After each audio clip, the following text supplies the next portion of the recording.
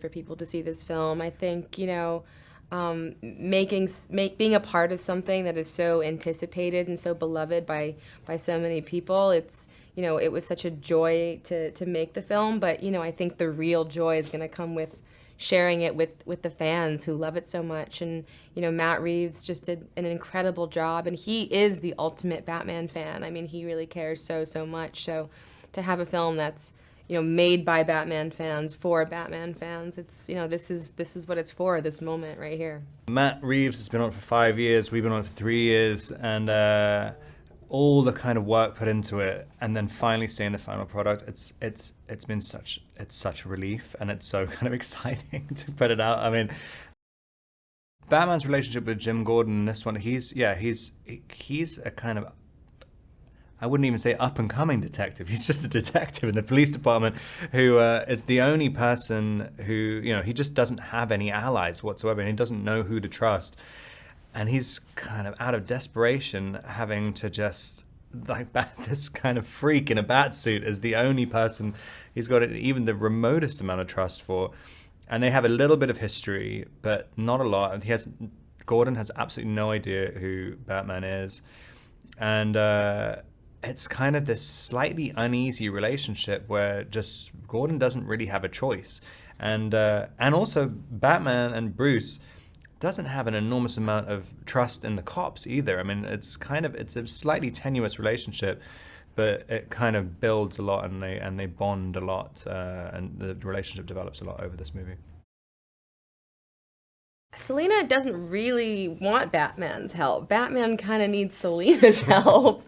And I think, to be honest, at first, I really think she wishes he would go away. I think I really do. I think she's so focused on trying to find her friend, and they end up really finding this kindred, they have these kindred spirits. But I think at first she's like, who is this guy, and why won't he go away?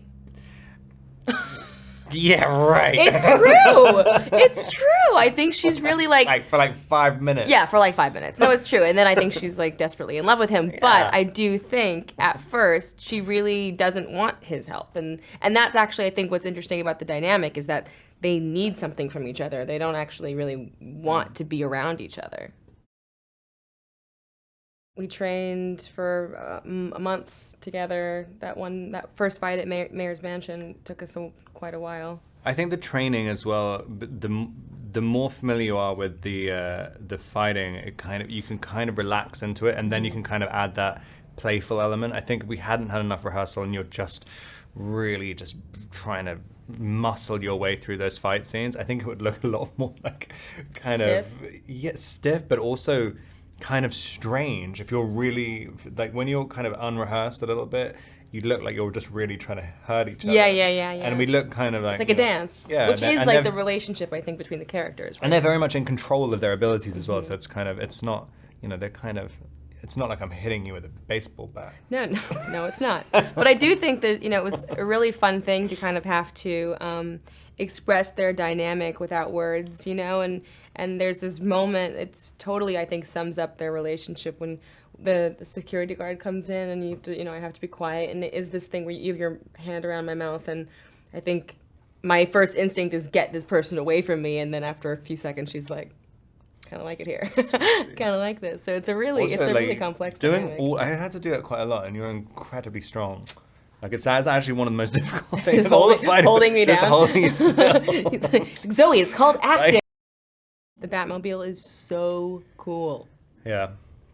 Also, I test drove it without knowing. I was supposed to be just going for a stunt driving lesson. When this truck, we're in the middle of nowhere on this, on a test driving, an airfield or something in the middle of nowhere, in outskirts of London somewhere. There's no one around. And then this truck turns up, and it's kind of, it really felt like a military operation. Yeah. No one told me the Batmobile was turning up, and they just pour it out, and it was at dusk. It was so cool. We had to do it at night because no one could take photos of it. And then do you want to drive it around? And I think they thought I could just drive it for 10 meters. Yeah. And I just immediately drove straight off it, flooring it, trying to skid in it. Oh my God, the panic they must have had. It's so loud.